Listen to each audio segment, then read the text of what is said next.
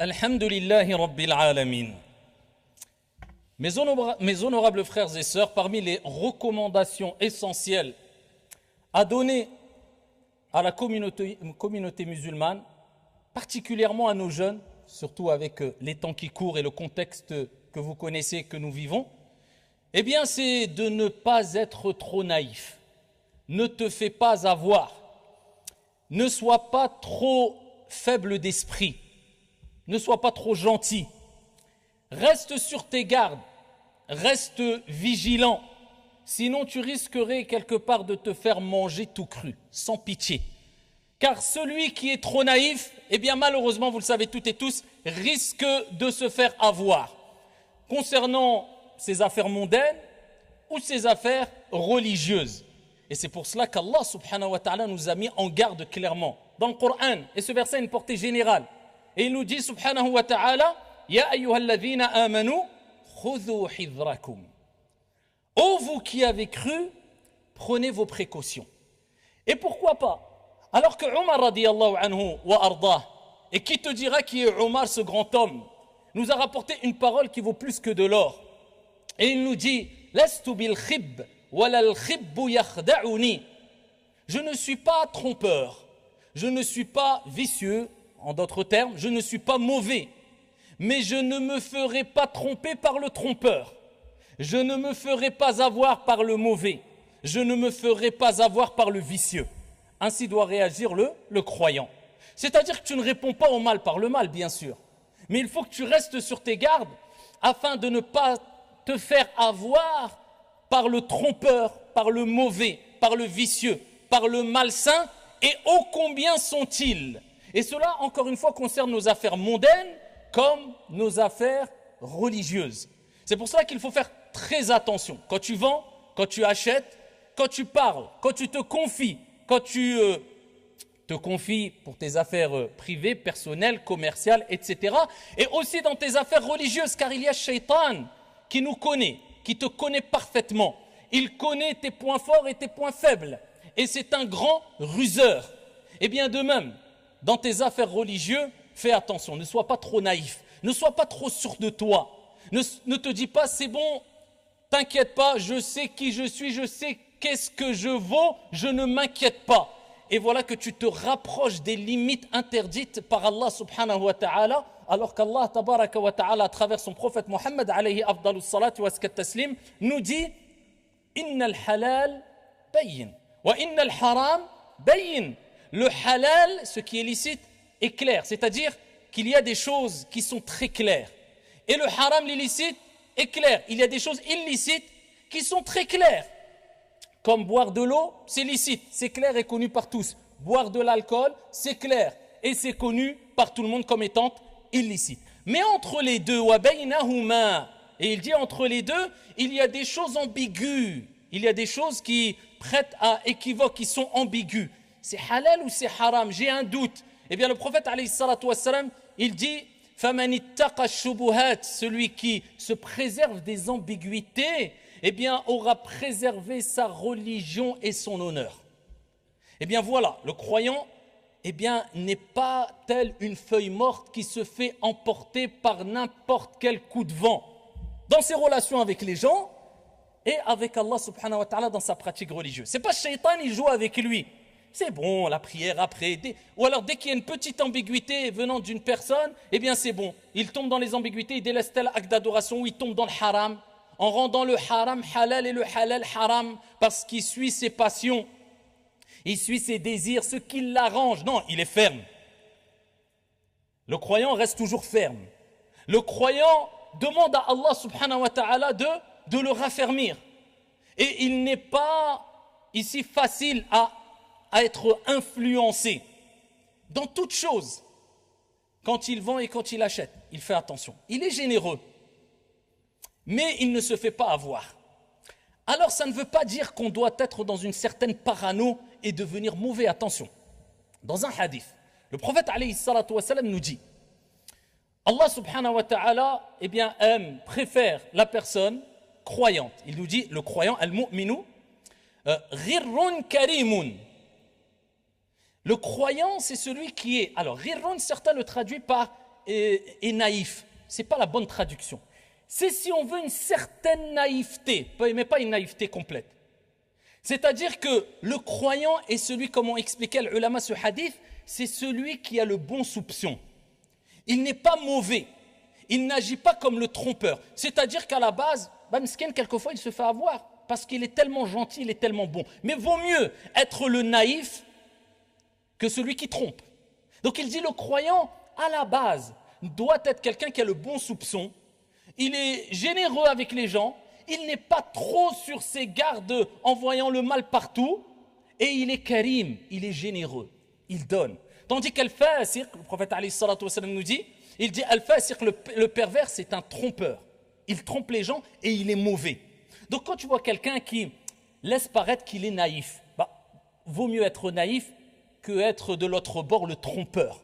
Vaut mieux être généreux qu'être avare. Mais là, quand le prophète il dit ghirrun karim, c'est pas vraiment une naïveté complète. C'est-à-dire que tu as le bon soupçon, peut-être tu te fais avoir parce que tu es trop gentil, mais voilà, tu es bon, tu es quelqu'un de bon. Mais la naïveté complète, non, on ne doit pas être naïf. Comme j'ai dit précédemment, dans toute relation, avec les gens, avec autrui. Quand tu te maries, tu ne dois pas être trop naïf parce qu'on a beaucoup de jeunes, ils sont trop gentils, trop bêtes. Parce que, sachez une chose, qu'une qualité, si tu ne lui mets pas un cadre, si tu ne la gères pas bien, cette qualité peut être un défaut. Quand tu es trop gentil, les gens abusent de toi et à la fin, tu vas te faire avoir. C'est pour cela que tu dois être gentil. Walakin, tu dois être toujours sur tes gardes. Ya ayyuhalladhina amanu khudhu hidrakum. Prenez vos précautions. Toujours tu es sur tes gardes. Tu donnes, tu es généreux, mais c'est contrôlé. Tu n'es pas bête. Les gens ne vont pas abuser de toi. Tu es bon avec les gens, tu es généreux, tu aides, mais tu es sur tes gardes. Tu sais qui il faut aider, qui il ne faut pas aider, qui abuse, qui n'abuse pas. Tu fais tout pour ne pas te faire avoir, comme a dit Omar ibn al-Khattab, radiyallahu anhu warda, tout en ayant le comportement de base, je suis karim, je suis sahl, je suis facile, je suis généreux, il n'y a pas de problème. Oh, combien de jeunes sont trop gentils, trop bêtes. Parce que quand on est trop gentil sans cadre, on devient bête. Et quand ils, à titre d'exemple, se marient, ils se font avoir. Voilà, une personne, un prétendant ou une prétendante vient en promettant mondes et merveilles, la piété et la vie, voilà, tels les compagnons l'ont vécu, je serai, et il se fait avoir, elle se fait avoir, trop naïf. Là, on a baissé la garde. On n'est plus dans la précaution, on n'est plus dans la vigilance. Et on s'est écarté de ce qu'Allah nous a dit, le prophète alayhi salatu wassalam. Est-ce que le prophète t'a dit, eh bien si quelqu'un te promet mondes et merveilles, marie-toi les yeux fermés? Ou le prophète alayhi salatu wassalam nous a dit, ya ayyuhalladhina amanu. Afwan, le prophète alayhi salatu wassalam nous a dit, idha ataakum man tardawna dinahu wa khuluqahu fazawwiju. C'est celui qui vient au moment présent, avec le comportement et la religion, mariez-le. Il n'a pas dit celui qui te promet d'être bien, celle qui te promet d'être bien par la suite. Après tu te fais avoir. Dans les relations comme cela, beaucoup se font avoir. Ou alors des sœurs qui se font avoir par des loups à l'apparence d'agneaux qui leur promettent encore mondes et merveilles avant même le mariage. Et au lieu de respecter les règles, ils passent par des voies illicites et la sœur se fait avoir. Et cette personne peut être même un religieux, même une personne qui prêche, même peu importe, personne n'est à l'abri. Pourquoi? Parce qu'elle a été trop naïve. Et pareil, dans l'éducation.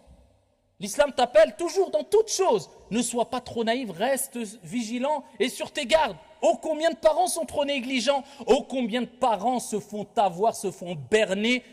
Excusez-moi du terme, c'est dur, mais c'est une réalité. Je ne généralise pas, mais ils sont trop bêtes. Ils sont trop naïfs. Oui, mais Mskin, laisse-le avec les réseaux. Mais il est encore petit. De toute manière, il va aller voir les réseaux. Il va rencontrer tout ça. Donc, vaut mieux le laisser s'habituer. Eh bien, comme je dis, tant que tu y es, donne-lui un verre d'alcool et dis-lui, tiens, je le fais goûter, comme ça, il va être dégoûté, après, il ne boira plus. Mais s'il aime l'alcool, comment tu fais? Tu le pousses à la tentation. On a entendu il y a quelque temps un homme politique, je n'aime pas parler de politique, mais qui a proposé une loi qui dirait qu'il est interdit aux enfants d'utiliser les téléphones portables avant 11 ans, je crois, et les réseaux avant 15 ans. Mais s'ils le disent, alors nous, en tant que musulmans, eh bien, qu'est-ce qu'on doit dire quand on sait tout le mal qui se passe dans certains réseaux sociaux et toi, tu laisses tes enfants être éduqués par les réseaux et ensuite, il te reste que les yeux pour pleurer parce que tu as habitué tes enfants au réseau TikTok et compagnie alors qu'ils n'avaient que 10 ans, 11 ans, 12 ans, je ne sais quoi. Qu'est-ce que ça lui a apporté? Parce que tu as été trop naïf. Alors que le prophète alayhi salatu wassalam nous a mis en garde sur le fait d'être trop naïf. Le croyant n'est pas naïf. Il ne se fait pas avoir, il ne se fait pas berner, il reste ferme. Oh, combien de gens se font avoir par les mise-en-gardistes. La personne, elle suit un prêcheur ou un imam pendant des années. Si tu veux savoir si quelqu'un est dans le bien, bah regarde ce qu'il t'apporte concrètement dans ta vie. T'as un cerveau ou t'es bête?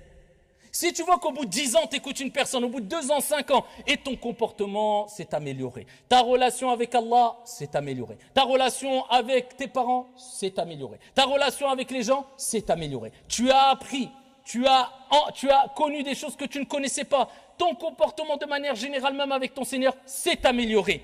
Eh bien, alhamdoulilah, continue à l'écouter. Non, la personne, elle a écouté, profité d'une personne pendant 5 ou 6 ou 7 ans. Il suffit qu'il y ait un gamer ou un youtubeur qui dit 50 insultes à la minute, qui vient, qui dit attention, il faut mettre en garde Akhi, il connaît même pas, il sait peut-être même pas prononcer son nom en arabe sans faire d'erreur. Et la personne elle envoie un message, je suis troublé, je suis perdu, je ne sais plus qui croire. Un tel m'a dit que vous ne fallait pas écouter tel imam ou tel prêcheur ou tel savant. Je n'ai rien, j'ai aucune solution pour toi.